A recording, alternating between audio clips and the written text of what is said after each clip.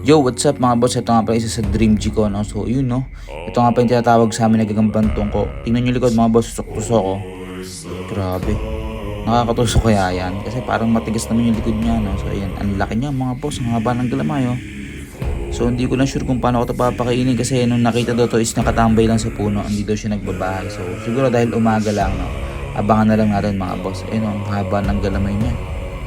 Solid mga boss. Pero may nakikita kong ibang ginto na mas mahaba yung tusok sa likod mga boss. Ito kasi parang hindi siya ganun kahabaan, no? Hindi ko alam kung ito pa rin ba yung gagambantong ko or ibang gagamba na to mga boss. Sa inyo ba ang tawag nito? Ito ba yung tinatawag na baka-baka o kamukha lang? So ayan, nung nakuha daw kasi ito mga boss, nasaan siya? Sanga ng puno sa dulo. Yung nagpapanggap siyang sanga. Yung pinagpatulay, yung natulog niya mga boss. Ayun, no? Tulog na tulog, parang bato lang.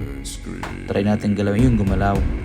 So yun lang mga boss, na thanks for watching and see you again